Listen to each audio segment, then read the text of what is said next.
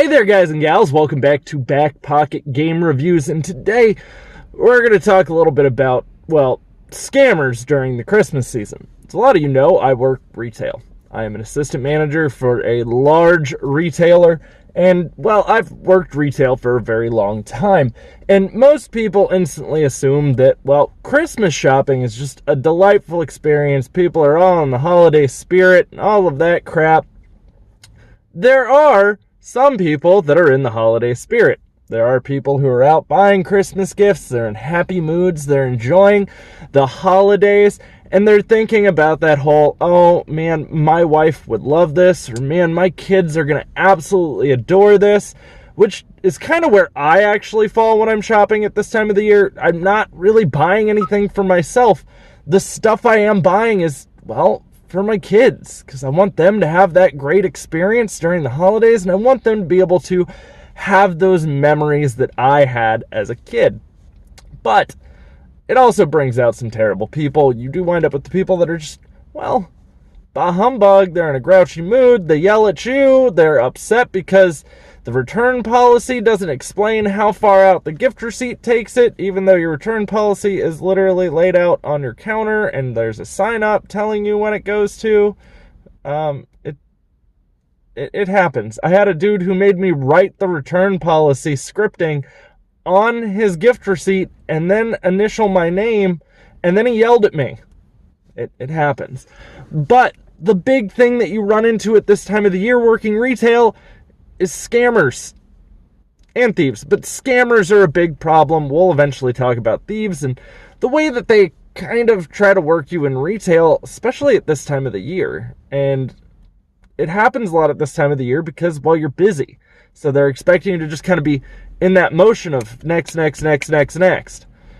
Well, there's easy ways to prevent a lot of this, and we're going to kind of address and talk about a lot of that.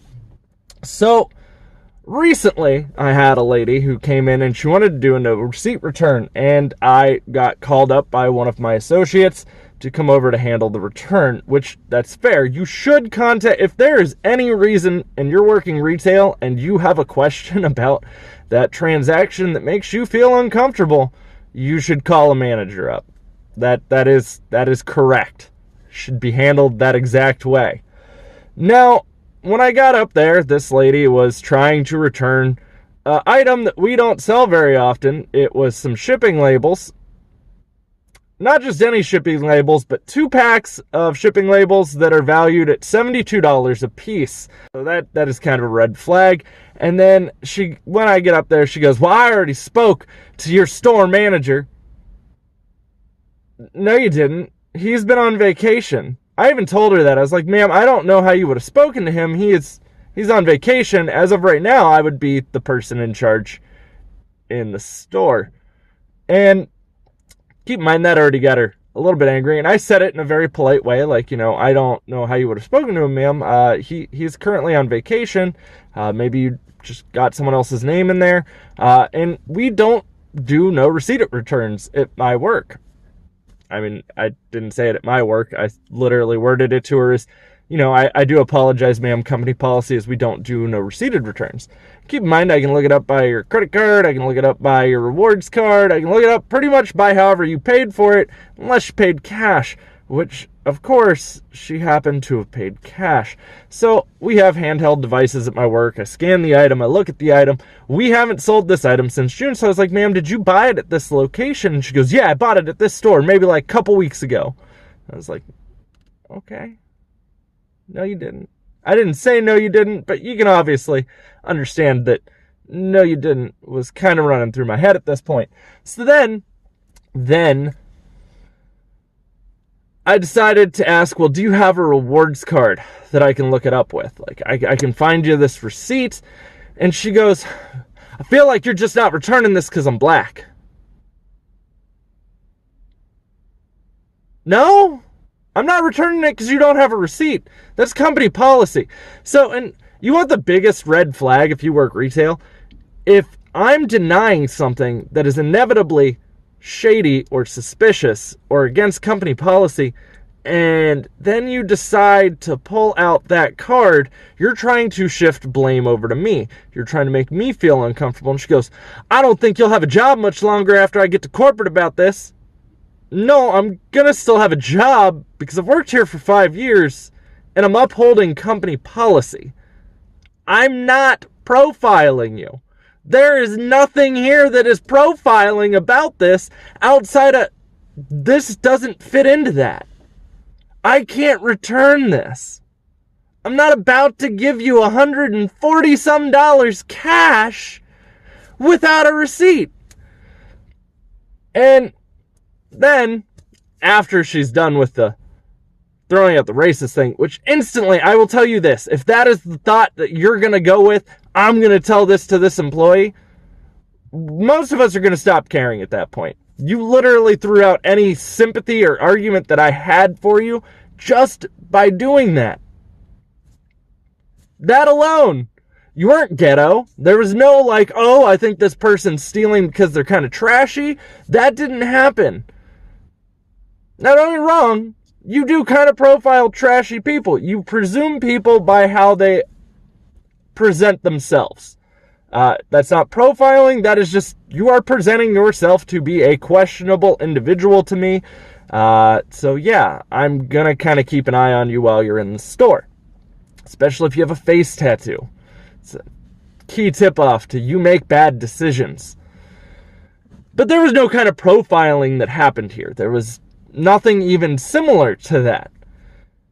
So then I was like, well, can you get your husband's reward card? Can you give me the number? I can look it up. We can try to find it based off of that. Yeah, he's in the car. Let me go get it. No, she tried to take the labels too. Keep in mind, at this point, I already had another associate check how many were on the shelf. There were 2. I'm supposed to have 4 in my system. 4. You walked in, took them off the shelf because you're like, oh, it's busy. They'll never catch this. Seriously? The other big one you're going to see pretty regularly working retail, like the other scam, is usually, oh, no, I didn't give you $10. I gave you $20. And it could be in different increments. But usually they're going to try to confuse you thinking that you didn't give them the correct change. Or they may have handed you a 20 and then gone, no, here, use the 10. But then you already had like the change and everything made up, and be like, they'll try to switch that at the last minute. Usually that's called like a fast money handling scam. Sometimes they'll just start moving bills around to try to confuse you. Just don't allow that to happen. I've even had people try to say that the associate didn't give them the correct amount of change. And, yeah, I counted the whole drawer in front of them to show them it was spot on. And then they tried to question that I was unable to count. Are you sure you didn't make a mistake? Yeah, I know I didn't make a mistake. I count at least 4 cash registers every night for 5 years. I didn't make a mistake. Promise you that. So that's another big one. Always just kind of keep track of what that person's saying. Don't focus on the next customer. Don't let yourself get frazzled. Just focus on what's going on. And I will say this. There's going to be a lot of people that will try to make it confrontational and instantly try to put the blame on you. That is usually a way of shifting the guilt or trying to make you feel like you're in the wrong, even though what they are actually doing is wrong. Happens a lot. Also, at this time of year, check your 20s and your $100 bills. All of them. Not just with the pen, but actually hold it up to the light, because bleaching $5 bills is extremely common, and then they will print larger bills over those $5 bills. So yeah, they're paying you, but they're not paying you correctly. And those bills still fail. They're not actually that bill. So that's still considered counterfeiting. The worst one of those I ever saw happened at Walmart. The cashier wound up taking a couple $100 worth of bleached bills. And yeah, that was bad. That was real bad. Like, bad enough the FBI was in there. Only time I ever got to meet FBI associates at Walmart. So always make sure you're just being mindful at this time of the year, especially if obviously retail is where you work. And keep in mind, I did have one person who referred to my job is my career. I am a career retail manager. That is kind of depressing when you actually hear it said out loud and you don't have a rebuttal to it. When you're younger, you're kind of like, nah, man, this is my job. Screw you. But yeah, now I'm just like, oh, what decisions did I make in my life? I work retail as a career. I make decent money. It's all right money. I get decent PTO. I have benefits. So it could be worse. Could be much worse. But I have to deal with the general population. And unfortunately, the general population sometimes likes to do stuff like what we're talking about in this video. And usually they don't work solo. There's a lot of times scammers have another person in there, either trying to distract you or about to try to do the exact same thing. Just remember, if they're getting mad at you, though, you're probably not actually in the wrong. They're mad at you because you caught them. Guys, if you have any questions, let me know in the comments down below. I would even like to hear your stories about some shady people that you've gotten the pleasure of working with while working retail. And it happens a lot. Every store gets them. Every single one, doesn't matter what area you're in. I'm in one of the highest end areas, and unfortunately, people don't steal as much in the poorer end areas. They prefer to just rob those stores and then steal in the higher end areas. It's always the most iconic one that you always will get like lost by the person stealing is the upper class woman with the large purse. They do it for the rush. But I am curious to your guys' stories down there, so leave them for me. If you want to follow me anywhere else, all my links are as always in the description box. And don't forget to drop a thumbs up if you enjoyed this video. And if you are someone with notifications on for me, check that your notifications are still enabled, because I've been getting a lot of reports that some people's bell has been unchecked. So I look forward to seeing you all soon. I'll have plenty more content coming for you, so stick around.